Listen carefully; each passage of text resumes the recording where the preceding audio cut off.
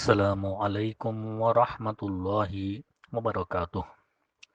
सीरतुन्नबी सल्लल्लाहु अलैहि वसल्लम का जो सिलसिला चल रहा था उसका अगला हिस्सा पेश खिदमत है।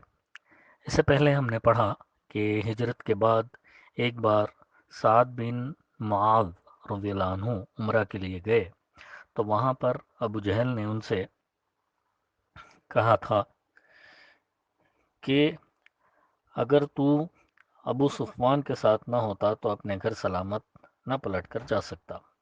इस पर साद रज़ियल्लाहु अन्हु ने बआवाज़ बुलंद कहा कि सुन, अल्लाह की कसम, अगर तूने मुझको इससे रोका तो मैं तुझे ऐसी चीज़ से रोक दूंगा जो तुझ पर उससे भी ज़्यादा गिरा होगी, यानी अहले मदीना के पास से गुजरने वाला तेरा तिजारती रास्ता। अब इसके आगे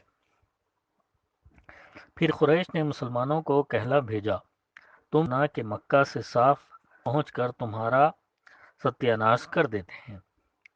और ये महज धमकी न थी, बल्कि रसूलुल्लाह सल्लल्लाहु अलैहि वसल्लम को इतने मौक़िदा तरीक़े पर कुरैश की चालों और बुरे इरादों का इल्म हो गया था कि आप सल्लल्लाहु अलैहि वसल्लम या तो जाग कर रात गुजारते थे या सहाबा कराम रज़ियल्लाहु अन्हुम के पहरे में सोते थे। चुनांचे सही बुखारी में आयशा रज़ियल्लाहु अन्हा से मरवी है कि मदीना आने के बाद एक रात रसूलुल्लाह सल्लल्लाहु अलैहि वसल्लम जाग रहे थे कि फरमाया, काश आज रात मेरे सहाबा में से कोई साले आदमी मेरे यहाँ पहरा देता।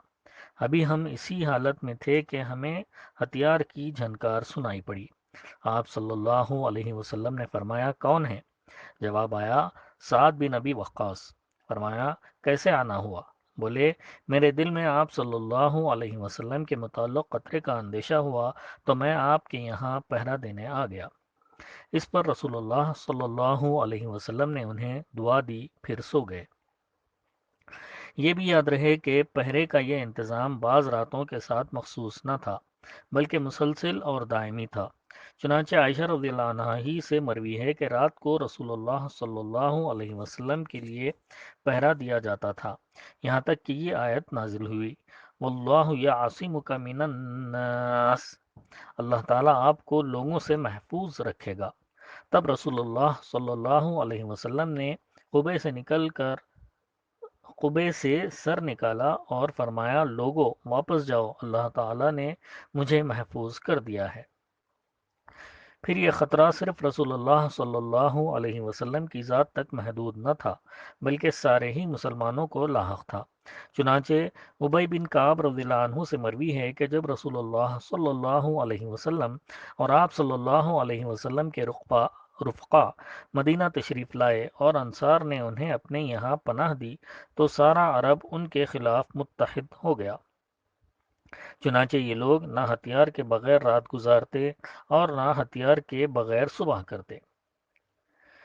उन पुरखतरात उन पुरखतर हालात में जो मदीना में मुसलमानों के वजूद के लिए चैलेंज बने हुए थे और जिनसे आया था कि कुरैश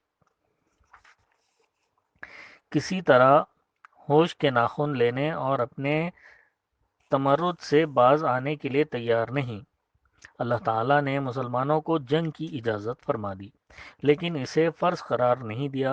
इस मौके पर अल्लाह ताला का जो इरशाद नाजिल हुआ था वो ये है, अऊज़ु बिल्लाहि मिनश शैतानिर रजीम, बिस्मिल्लाहिर रहमानिर रहीम, उज़िन लिल्लज़ीना युक़ातलूना बिअन्नहुम ज़ुलिमू व अन्नल्लाह अला नस्रिहिम लक़दीर।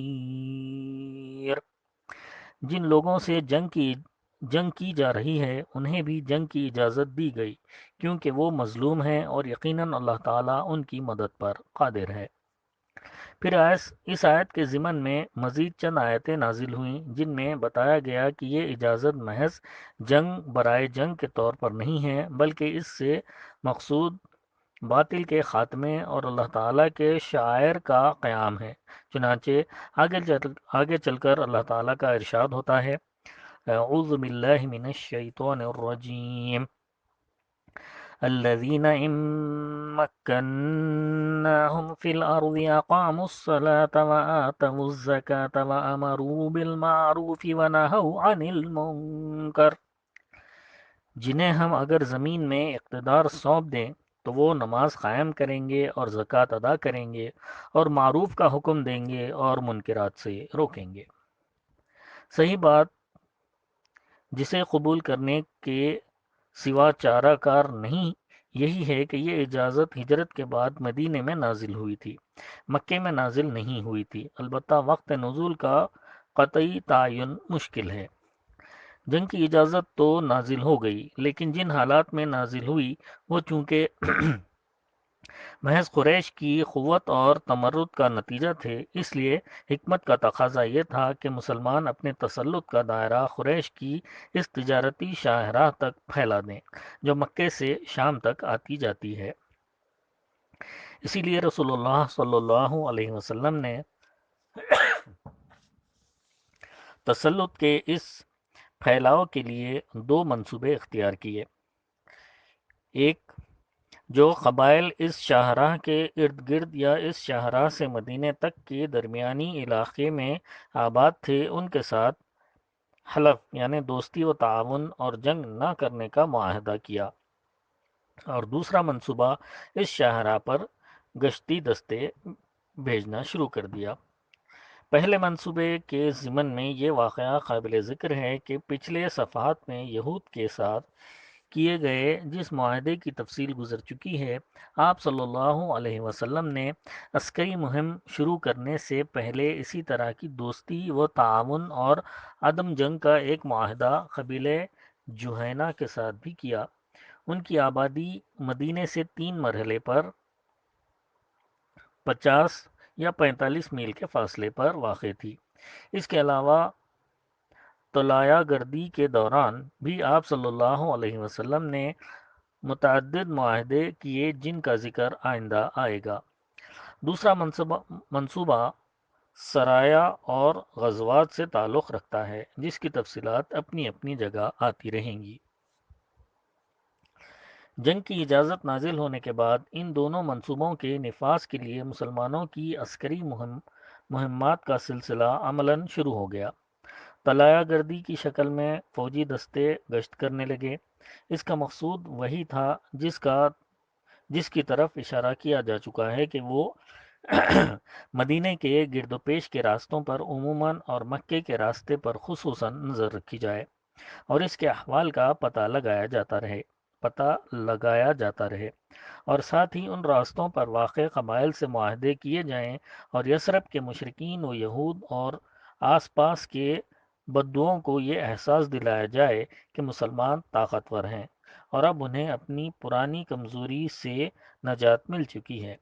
نیز قریش کو ان کے بیجا طیش اور تہوت کے خطرناک نتیجے سے ڈرایا جائے تاکہ جس حماقت کی دلدل میں وہ اب تک دھنستے چلے جا رہے ہیں اس سے نکل کر ہوش کے ناخن لے اور اپنے اقتصاد اور اسباب معیشت کو خطرے میں دیکھ کر صلح کی طرف مائل ہو جائیں اور مسلمانوں کے گھروں میں گھس کر ان کے خاتمے کے جو عزائم رکھتے ہیں اور اللہ کی راہ میں جو رکاوٹیں کھڑی کر رہے ہیں اور مکے کے کمزور مسلمانوں پر جو ظلم و ستم ڈھا رہے ہیں ان سب سے باز آ جائیں اور مسلمان جزیرۃ العرب میں اللہ تعالیٰ کا پیغام پہنچانے کے لیے آزاد ہو جائیں۔ ان سرایا اور غزوات کے مختصر احوال ذیل میں درج ہیں۔ سریہ سیف البحر۔